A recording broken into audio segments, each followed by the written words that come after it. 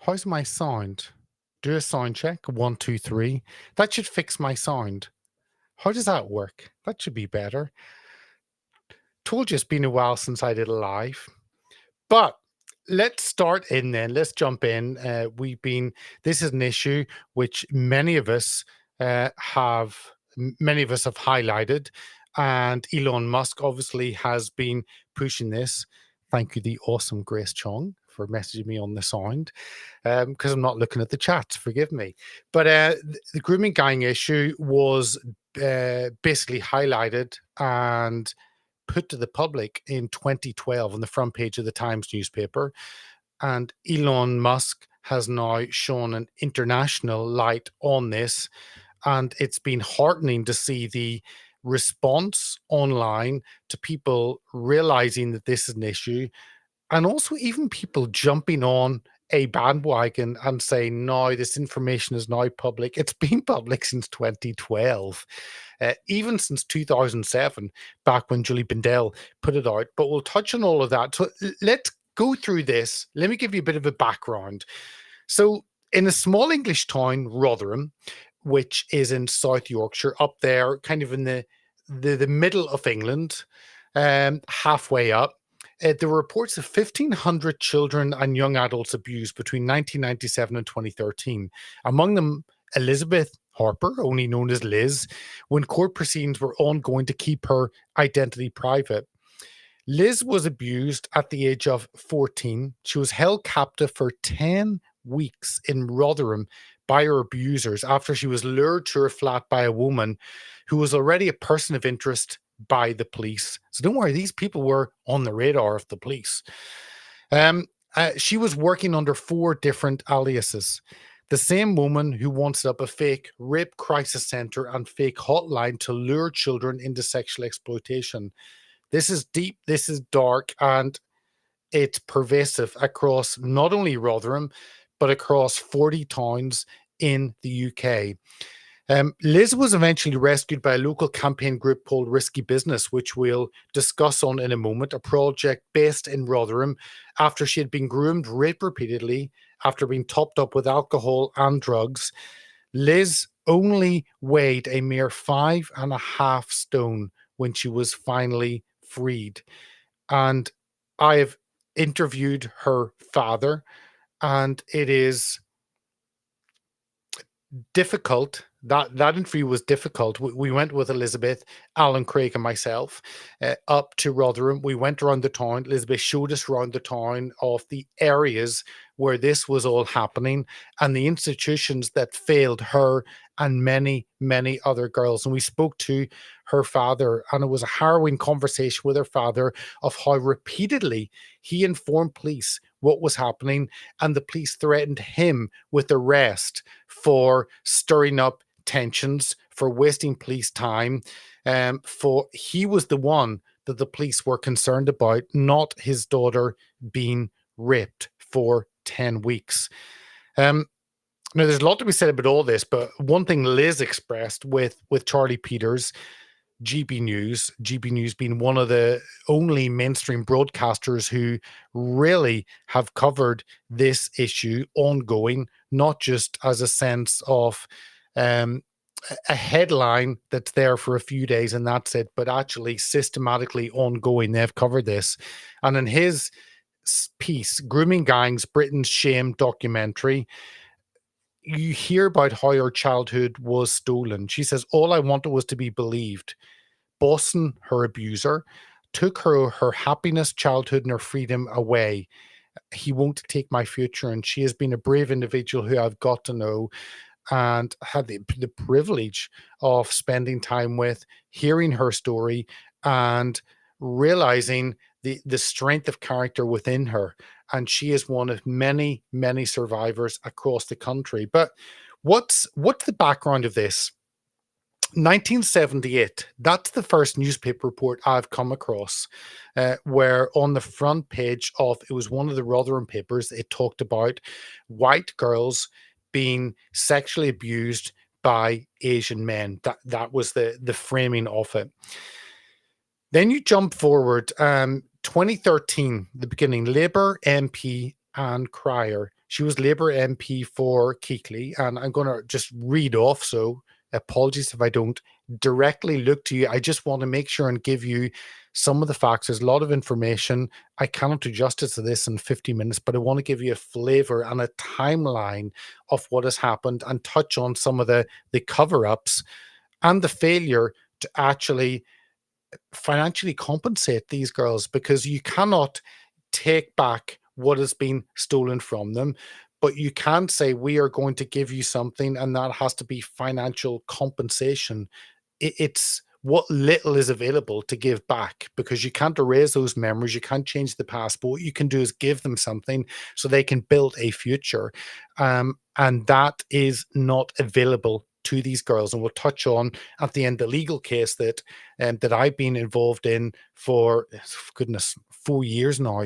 It seems like a lifetime, and we're inching towards the end of getting the money for Liz that we're fighting that case for. But this is not automatic, and these girls have to go through the legal system once again, despite the fact their perpetrators have been found guilty, have been jailed, sentenced, jailed, all of that, often only for a handful of years. But anyway, so 2003, Labour MP Anne Cryer, and you may say Labour, actually, yeah, Anne Cryer was the one, Labour MP for Keighley for 6 years, when she first heard about what was known as child sexual exploitation in 2003. She became MP in 1997. She is now in her mid 80s and is a champion, a hero of this issue. And despite the opposition she faced, she was bold, she was brave. Crazy have to use those terms, but she stood up for these girls. She was a voice for them. They had no voice. And Anne Cryer was possibly the first person who gave these girls a voice, recognition for what they'd faced, and stood up for them, stood beside them, shoulder to shoulder, and actually championed their cause. And but she first heard about this 2003, 6 years after becoming MP, from a group of concerned mothers who said that their 12 and 13-year-old daughters were being sexually exploited by a group of older Asian men, and the police and social services were refusing to act. She raised concerns of Asian men targeting teenage girls outside school gates. And it came to light that abusers would meet girls in public places, give them gifts, or take them on joyrides until they felt like the man who was spoiling them was their boyfriend. They were then fed alcohol and or drugs, raped by these men many times, and then trafficked amongst friends and families. This was a family business and friends business. Often you had fathers and sons and mothers all engaged in this activity, that is really known as the Pakistani Muslim rape gangs that have been across Britain for 45 plus years. Andrew Norfolk, the Times reporter responsible for exposing the child sex scandal, approached authorities, and we'll touch on Andrew Norfolk in a bit, but he broke this story really to the public in 2012 on the front of the Times newspaper. All the local authorities refused to speak to him, except one, the Risky Business Project, based in Rotherham, run by Jane Senior. And I've met Jane Senior. She seems to be one of the stars in this, someone who went on to be a Labour councillor.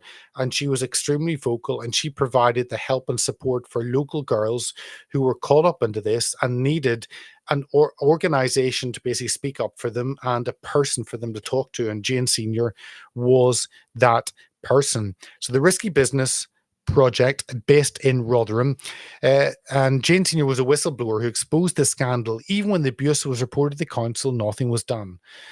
And Andrew Norfolk admitted he didn't want to follow up and research the claims of Labour MP Anne Cryer because it was so horrendous. Anne's battle began when 7 mothers came to her, claiming their daughters had been groomed by men from the Pakistani community. When Andrew Norfolk first heard details of this, immediately I thought this was a dream story for the far right. Now, what is it? This is back in 2007, 2008. What is it about highlighting and exposing and speaking up against child rape? Why is that far right? And yet the media narrative is now that if you speak up for these girls, you are far right. I don't know what far right is, and I don't know why speaking up for girls who are vulnerable, who are being abused, I don't know why that is far right, but that is the narrative. And screw the narrative, we will speak truth into that. Now, let's carry on with this story. As soon as he started investigating in the autumn of 2010, this takes us to, he knew he would have no choice but to report on it. He found clear evidence of a crime that was not being acknowledged or addressed, and which was having the most devastating impact on society. Most of the victims were white, and most of the abusers were ethnically Pakistani. Fears of being seen as racist contributed to cover up, and the abuse would take place in taxis, kebab shops, and housing estates. Yet no one wanted to know. Anne Cryer said she had constant meetings with West Yorkshire Police and social services, only to be told there was no point trying to mount prosecutions. She claimed they found constant excuses not to do anything, and typical responses from others would be along the lines of, the kids were consenting, they were making informed choices, returning to their abusers, and they wouldn't make a good witness if it went to court. Now, the first person to break the story was in 2007, Julie Bindell. Julie Bindell published a piece in the Sunday Times, September the 30th, 2007, titled Mothers of Prevention. And it starts by saying schoolgirls in Lancashire and Yorkshire are falling prey to sinister gangs of pimps. 2 men have been sent to jail, but the girls' mothers, not the police, are at the forefront of the crackdown. Let me repeat that. The girls' mothers, not the police, are at the forefront of the crackdown. Why are the authorities so reluctant to get involved? And at the Crown Court in Preston on August the 10th, this is 2007, a trial involving 2 Asian men caused unusual interest across a number of cities in the north of England. The defendants, Zulgar Hussain and Quasar Naveed, obviously Welsh choir boys, were each sentenced to 5 years and 8 months for abduction, sexual activity with a child, and the supply of a controlled drug. Were each sentenced to 5 years and 8 months. So they get out after good behavior, because in the UK you serve half your time generally. So they serve under 3 years. Under 3 years for abduction, sexual activity with a child, and supply of drugs. They both pleaded guilty and were placed in the sex offenders register. This is part of the story which comes out, the failure of our legal system, of our judicial system, to severely punish child rapists. And every government has been complicit in this, whether it's Tories or Labour. They are all opposite sides of the same arse. How do you say it? They are. It's 2 sides of the same coin. They have all failed, and it sickens me whenever, and we've seen that over the last week, the Tories point scoring over this and saying this is disgraceful. Labour haven't done anything. The Conservatives were in power for 14 years, and all they did was have numerous investigations which led to 0 people being arrested for turning a blind eye to these offences. That's 2007. Jump forward to 2010.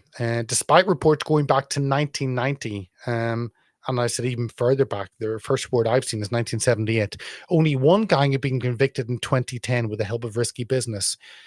So this has been going on for 22 years, up until 2010 at least, and only 1 group had been convicted. Police called a meeting with Jane Senior, where all the intelligence was gathered alongside the help of Sergeant Rupert Chine. This operation led to 5 men being convicted out of 80 suspects identified.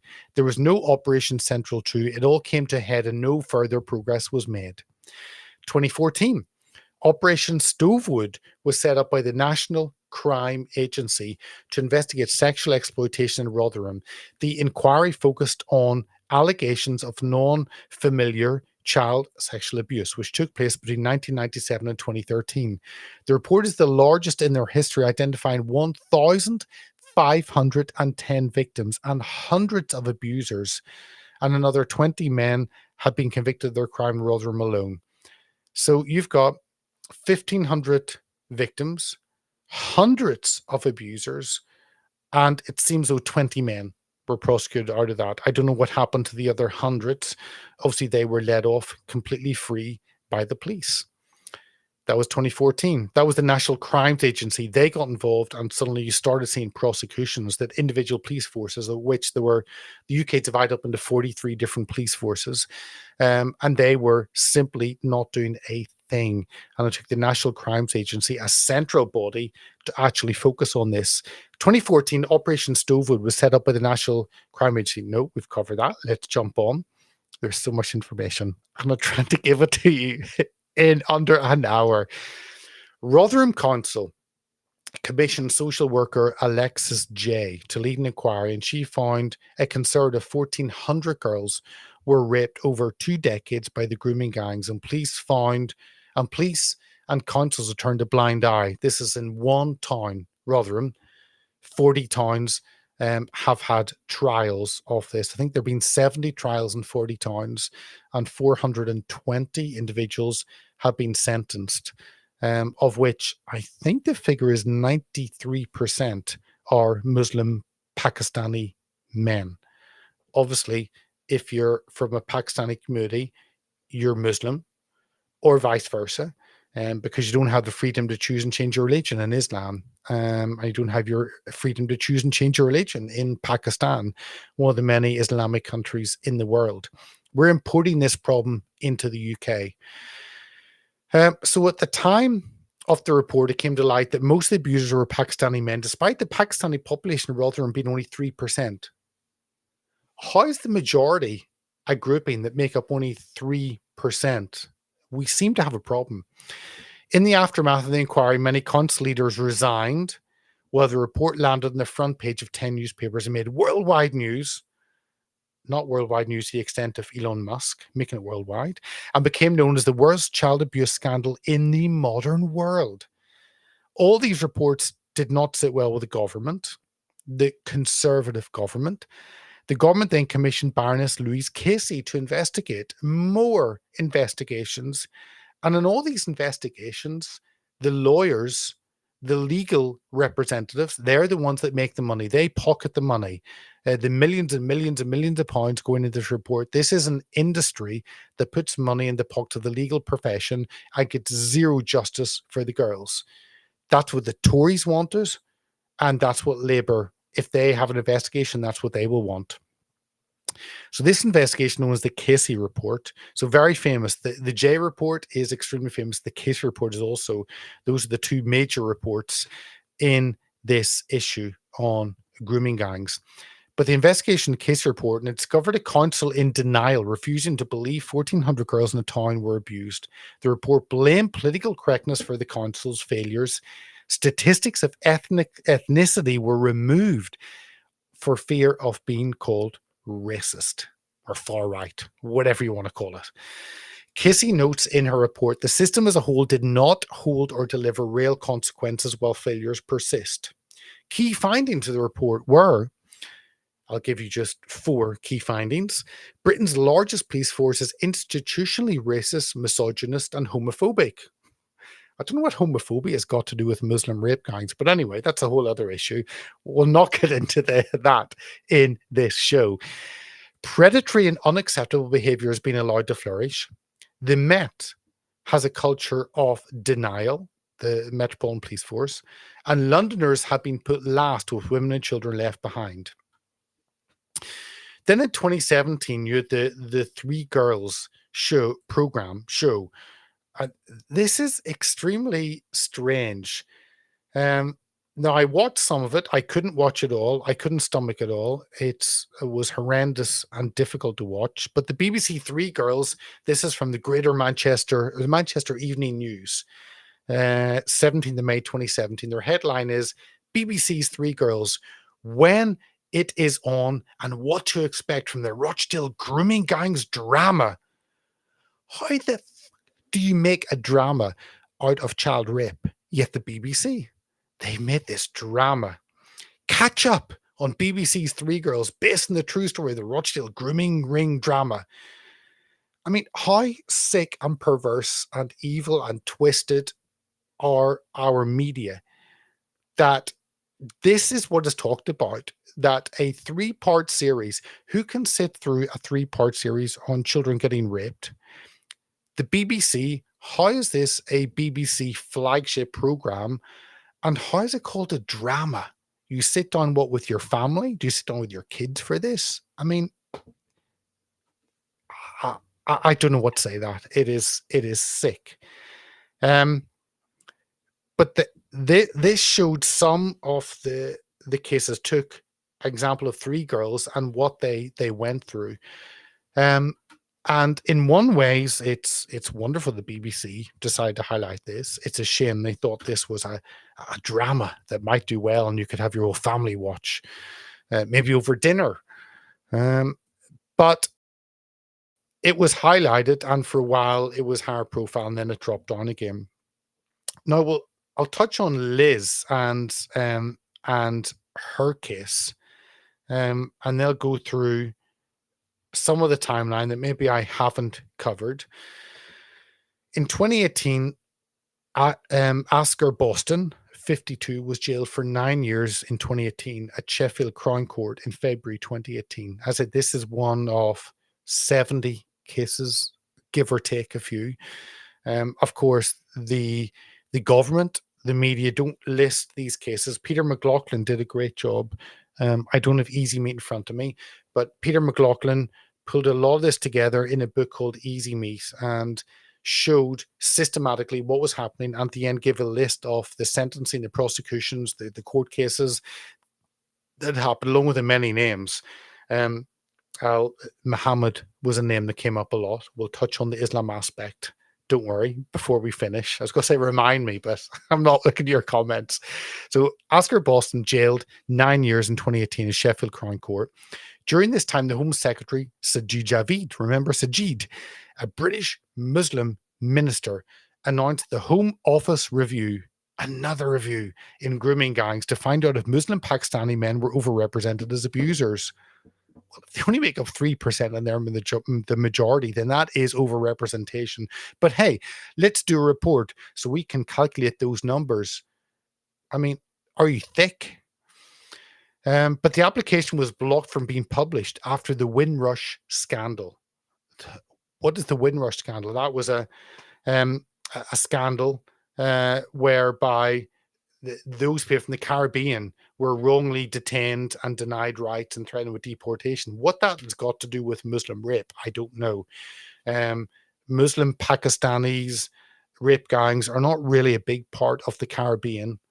I stand to be corrected, but those are two separate issues. But hey, because of that scandal, this was blocked from being published. We actually Hearts of Oak put in a e-petition for this to be published, as we put in an e-petition at the beginning of Hearts of Oak for deportation of a lot of these individuals, which quickly gathered 100,000, thinking within a week, gathered 100,000 signatures, and was debated. Of course, the government refused any action on that and refused to deport these rapists back to the countries they came from, to Pakistan and the rest of the Middle East. So in 2020, Liz started proceedings after she felt the justice system had failed to sufficiently punish her abuser, saying it felt like a slap in the face. She has brought what is said to be the first successful civil action of its kind against Boston. Let me explain this. That when these individuals who are the rapists, whenever they are charged, whenever they are sentenced and end up in jail for their couple of years for child rape. So this gang, this grouping, actually, I think there were 9 of them, and the ringleader was put away for 18, 20 years. The rest were put away for 6 to 9 years, get out after 3 to 4 years for good behavior. But the girls, the survivors, those who've gone through this ordeal, they do not get any financial benefit. They do not get any financial justice. They don't get anything for that. So to me, it's horrendous that you go through this, And actually they don't get anything for this. If one of these girls wants to get justice, then they have to raise tens of thousands of pounds to go to the courts to say, please, I would like to get permission to actually sue my perpetrator. They have to pay the £5,000 court fee, or sometimes the £10,000 court fee. They can say, please, can you take that away so I can fight for financial justice? They don't get any money from the state to fight this. There's no legal aid for them. There is for the rapists. Our government gives money to the rapists, but not to those girls who are victims. Work that out if you can. I'm still trying to work it out. So they go through the process, and if they want this financial justice, they have to fight for it. They have to take the money back from the men by going to the court and saying they have the right to financial recompense, in effect, suing the perpetrator. Then they go through that system. That I've seen this taking years. They have to go through. The judge can agree, yes, that is true. You're entitled because, yes, legally it's been proven that you were raped multiple times. Therefore, you're entitled to money from your perpetrator. So in the case of Liz, £450,000, that was the judge's award. But you've got a judge that sits in his wig, I guess, and he announces, yes, you can get $450,000, $500,000. Oh, you actually want that money? I'm not going to give it to you. You now need to apply to get that money. The judge has ruled that she is entitled to the money from her rapist. But now if she wants that, she needs to now pay more money to fight for the right, one, to get that legal award, and then two, for her to enforce that. The system sucks, and the legal system does not exist for justice. There is no justice in the legal system. The legal system is there to make money for those in the legal system. It's the old boys network. That's what it exists for. It does not exist to help any of these girls. So that's where you are at the moment. Let's jump past and see. I'm just looking at any comments I can bring in. 1 minute. Nope. Let's push on. So some of this will shock you. This is one story. This is repeated all across the country. So she started her proceedings. 2022, the Ministry of Justice apologized for not informing Liz when Boston was moved to an open prison in 2020. So you've got what is it, 2018 he was jailed. So 4 years later, he actually was put in open prison, a prison where you can go home and see your family for the weekend, where there's very little restrictions. He's a child rapist. How worse do you get than a child rapist? And yet they're allowed in open prison to have that freedom. And they didn't even tell Liz that he was going in open prison. So 2 decades later, the legal order came through, this all the way later, for £425,000 in damages. And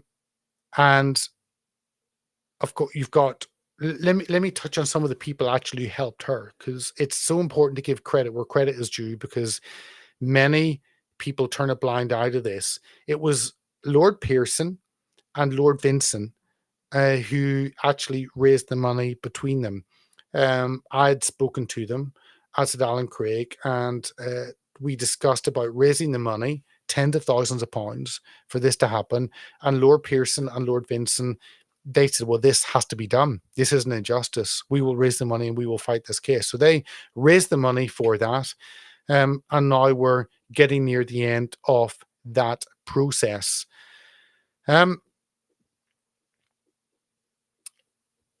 me see. There's a couple of issues on this. Why has no one spoken up about this? Well, in 2022, The Independent, the headline, Sunday, the 6th of February, 2022, Fight against grooming gangs hindered by fear of being branded racist, says official.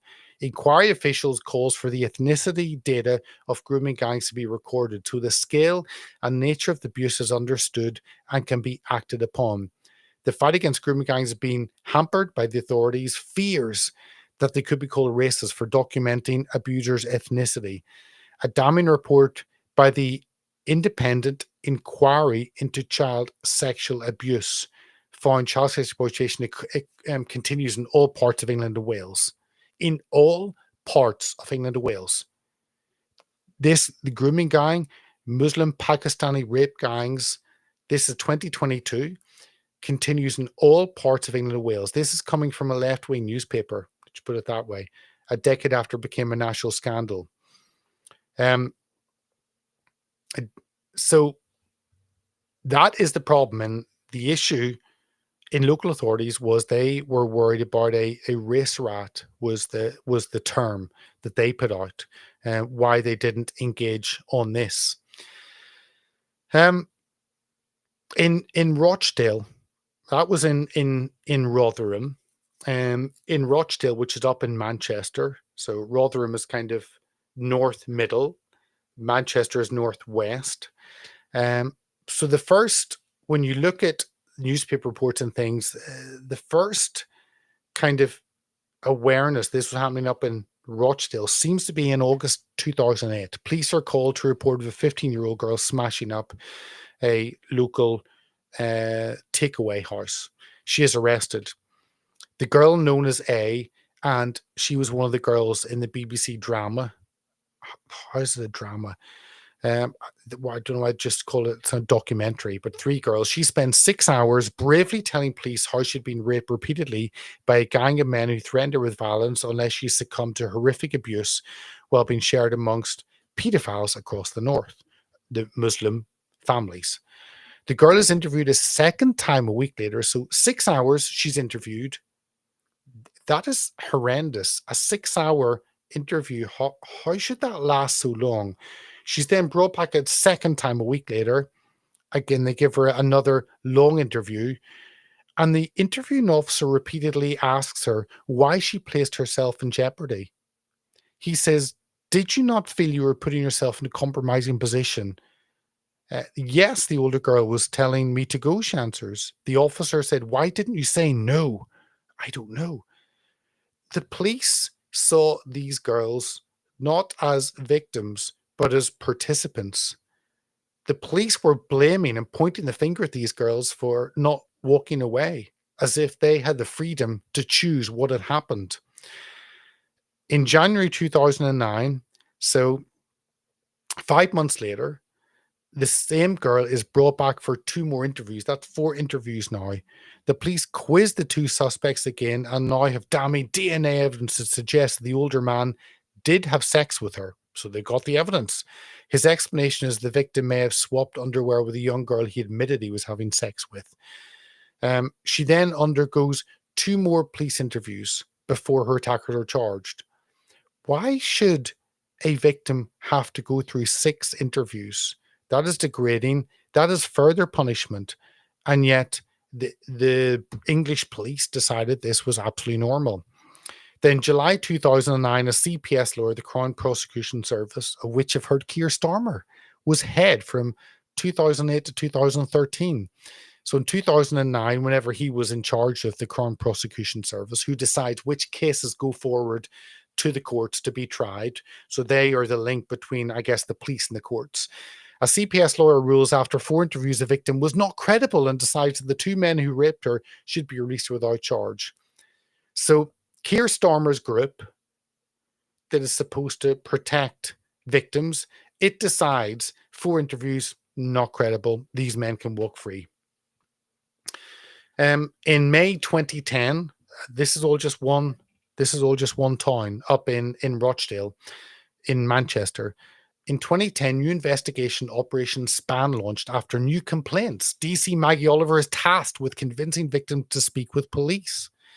In June 2011, and Maggie Oliver is also one of the heroes in this who has spoken courageously, continuously, and has not shied away from this, was a whistleblower in Greater Manchester Police and continues to speak to this day for those girls. So without someone like her, without someone like Jane Senior, this would not be as widely known as it is. And then in June 2011, another individual, Chief Prosecutor Nazir Afzal, reversed his decision not to prosecute the two who had been arrested and eventually authorized the charging of 10 men.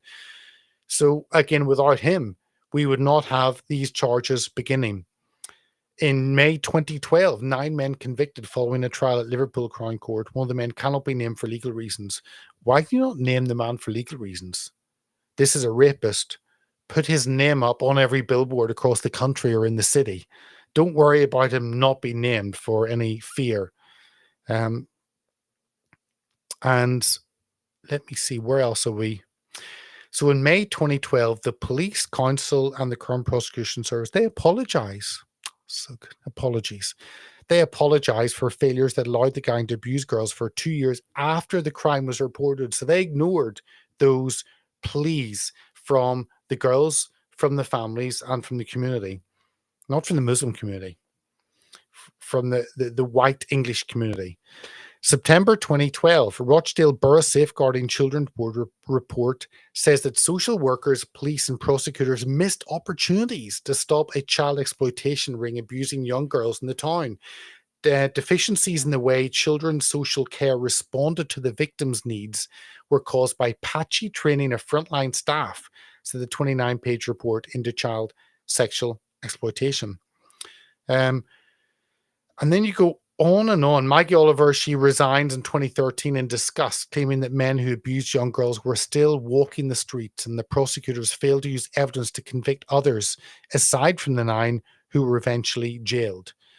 Then you go in, then you've got the independent report into child exploitation issues at Rotherham Council. A 136-page report in 2013 is published. It says there is a culture of complacency. It goes through a number of key reports. Managers failed to accept child sexual exploitation was a significant problem. Social workers weren't sure how to tackle the problem. So you're a social worker there, look after children, and you hear these repeated stories, and you just sit there. I don't know what to do. I don't know what to do. Were any of these people actually charged for their feelings? No. We find that not a single police officer, not a single member of the local council, not a single member of you've got the police, you've got the local authority, you've got child services, and you've got the legal system. None of them were ever charged for failing these girls. These girls were in their care. Their responsibility, certainly in terms of child services, were to protect and look after these vulnerable girls, and they did not do that. So they weren't sure how to deal with the problem.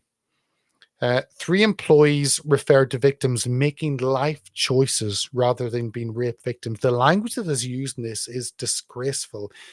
They are saying that a child chooses to have sexual relationship. No, they don't. It's rape.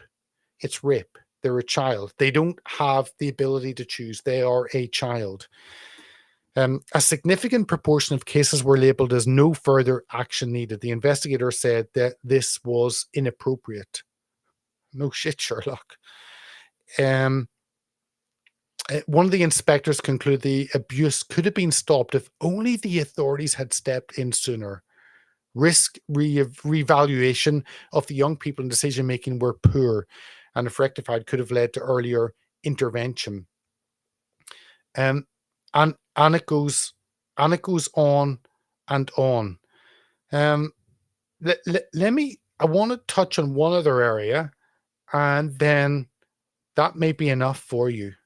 And again, without someone like Elon Musk, it's weird how things happen. We're not even a week into 2025.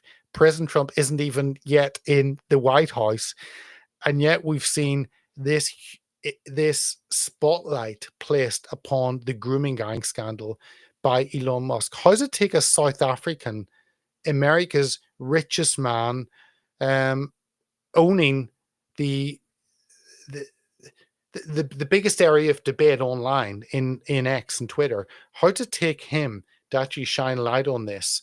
And how does Keir Starmer respond today? He calls those who are highlighting this as far right. So you're far right if you don't want children to be raped. Well, we're all far right then. Far right it is, if that's what the definition of far right. So some of the towns, you've got Rochdale, Greater Manchester. Now, I have these figures up until I think the beginning of 2022.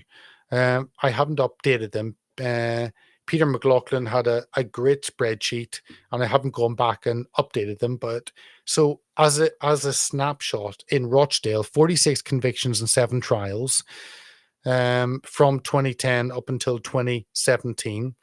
Then you've got many reports and inquiries in Rochdale. The Kofi inquiry, 2013. You've got, of course, the independent inquiry into child sexual abuse, the big one. But that was announced in 2014. That was announced by Theresa May, announced that whenever she was Home Secretary in 2014, and its final report was 2022. So what's that? 8 years? 8 years. And it was millions. It was something like 200 million. Some crazy figure. I think it went past the Sunday Bloody Sunday inquiry in Northern Ireland. But it wasn't set up for the grooming gang scandal. And this is the current issue, that there is a call to have a national investigation into this. And I say that apprehensively because I realize that this is a money generating scheme. These reports, investigations, inquiries, they're a money generating scheme for the legal profession. But on the other side, there has not been a full national inquiry on the grooming gangs.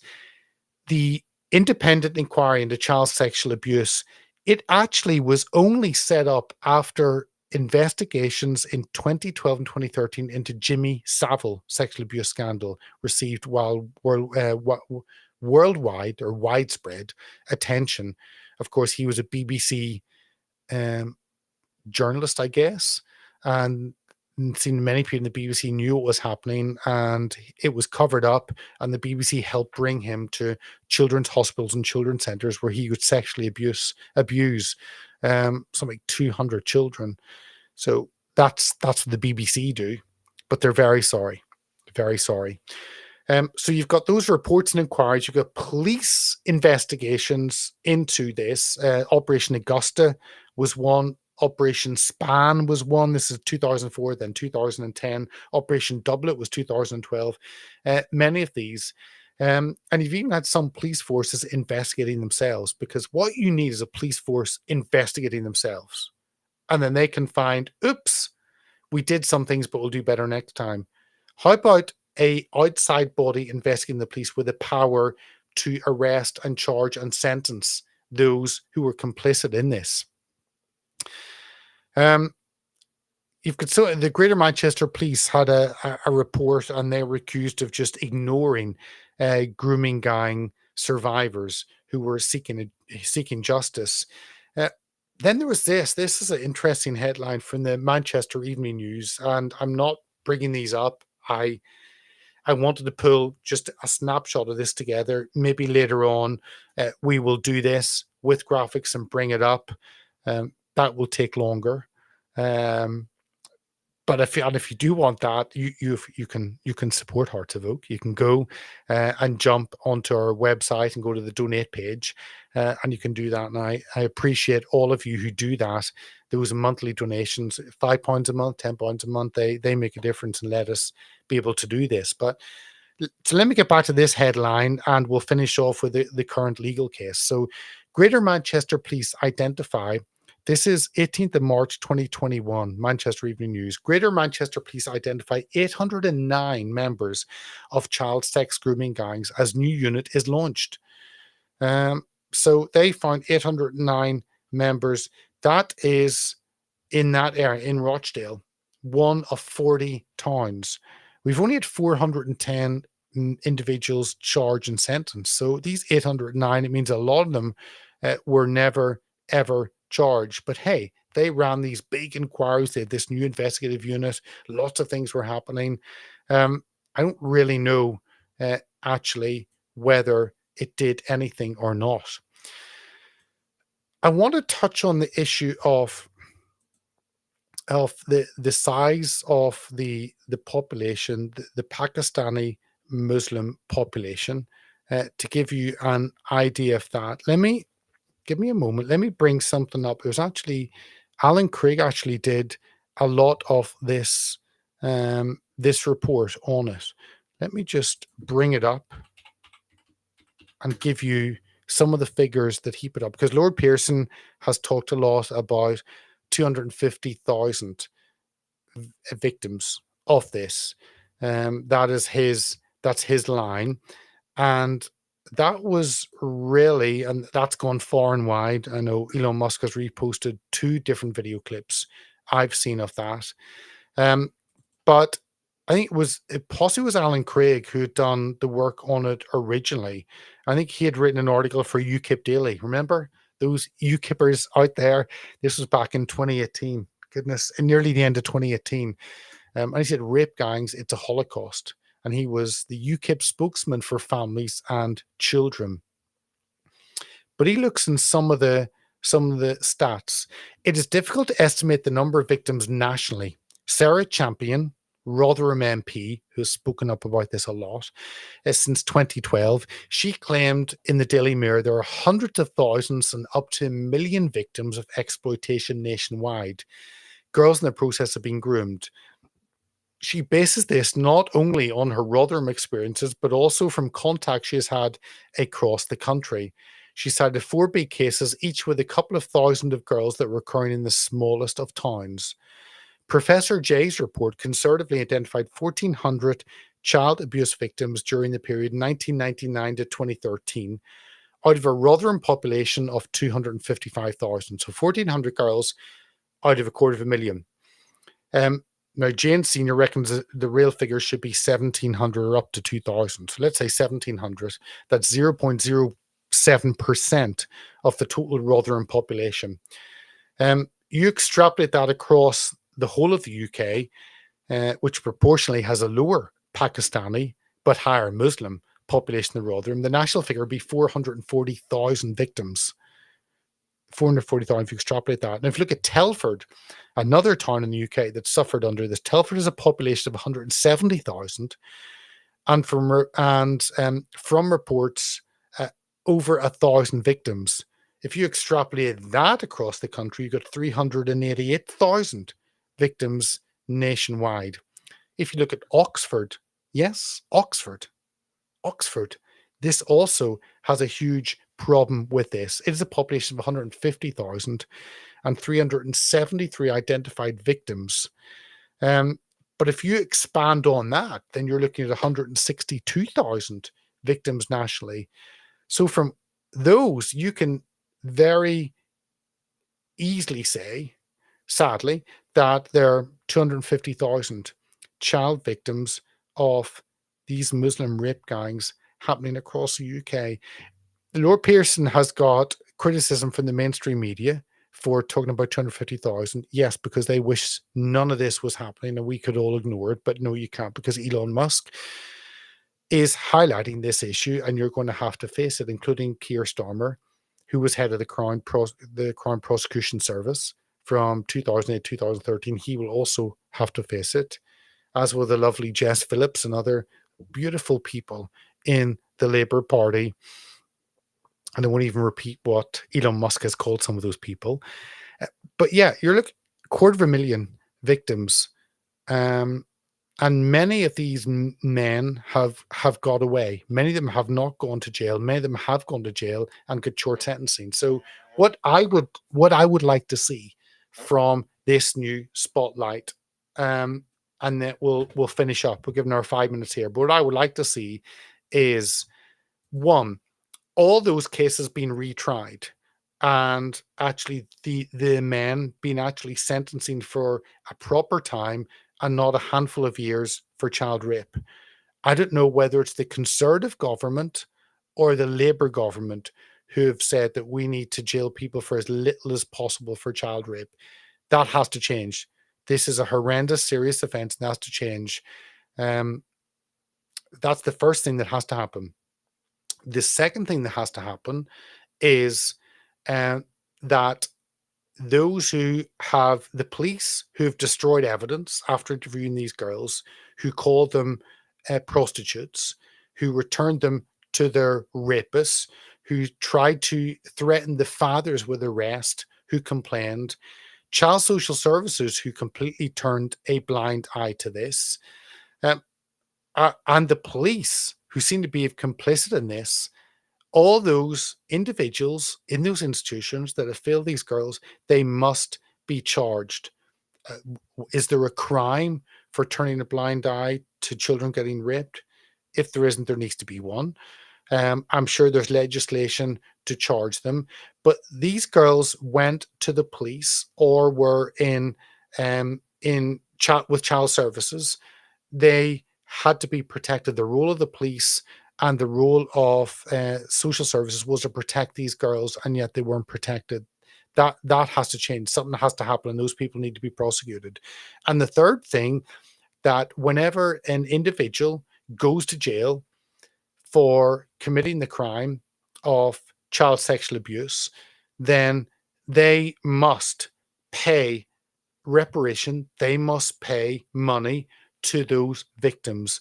How is it that these men, they go to jail for a handful of years, they keep all their assets, the girls get nothing, and they walk out of jail, and the victims, the survivors, that they actually don't get any financial retribution from their perpetrators? That needs to change. Money has to go from one to the other. Those, I think, are the changes that we need to see. And I'm so glad that people like Rupert Lowe, I wish Nigel would have highlighted this more, but we'll not even get into that issue. Rupert Lowe, MP for Reform, he has called for a national inquiry. He's been extremely vocal on this. There have been a number of others. In the Lords, you've got Lord Pearson. He's maybe the only one. Let me repeat, Lord Pearson is the only one of 800 peers in the House of Lords who's spoken out on this since 2018, and on Islam since 2015. And this is an issue with Islam. It's not just a cultural issue. This is a problem with Islam, that Islam need to address this. And this is how women are treated. Whenever you've got a belief system that treats women as second class, whenever you have in your legal system that women are not worth as much as a man, then this is what happens. Muhammad showed by his example how you can take women as war slaves, as sex slaves, and that's how now this is done in Islam. So that is the danger. And the issue of Islam is the elephant in the room that needs to be addressed. And the issue of culture also needs to be addressed. The issue of how women are treated in Islamic cultures needs to be addressed. Until that happens, nothing will change. I've spoken for nearly an hour. I didn't expect to do that. My apologies for doing that. I'm just looking at the Getter chat. No, just agreements. There's nothing else to bring in apart from agreements. And some says free Tommy Robinson. I could not agree more. Tommy has been the most vocal, high profile individual on this issue. Many other people have done part of this. This is a jigsaw of individuals, but Tommy Robinson has done more than nearly everyone else. He has campaigned on this, he has been active on this, he has spoken of this, and he has never flinched from that. And that's why seeing someone like Rupert Lowe from Reform that are having their issues with, do they recognize the work that Tommy has done or not, it's wonderful that he has recognized Tommy, and Tommy needs to be recognized. Hey, stick him up in the fourth plinth in Trafalgar. Whatever weird things we have, actually should change that. But he needs the recognition for highlighting this. I'm so glad that Lord Pearson has got the recognition with Elon Musk reposting some of his videos. Tommy Robinson also needs to get the recognition, and I think that is coming with Elon Musk highlighting this. So I will finish this in under an hour, because I'm sure you got other things to do. But I just wanted to give you a snapshot, a whirlwind tour of what has happened, where we are. And I hope that gives that. We will look at doing short, maybe 5 minutes videos on some of the separate parts of this, but I wanted to give you a whole walkthrough. Thank you for your support. Thank you for speaking up on this horrendous issue. Please do share this video if you feel it can enlighten others and help others understand this industrial scale abuse that we have seen has been accepted by our politicians and our media and our police and our local authorities. It has to end. It is happening now. That's what I hear from victims and survivors. So it has to end right now. Make sure and support those survivors who are on Twitter, who are speaking up, highlight what they are saying, amplify their voices. And by doing that, we can get justice for many, many, many of these girls. Thank you for joining us. We'll be back on Thursday. Thank you, the War Room Posse. Something a bit different, but hey, it's been Elon Musk that has highlighted this, and it's exciting to see him in the inner circle with Trump. And I've seen some of the disagreements on the H1B, and I get that 100%. But for me, this is the issue I wanted to highlight tonight, and Elon Musk has been a champion on that. So thank you so much for watching and being part of this.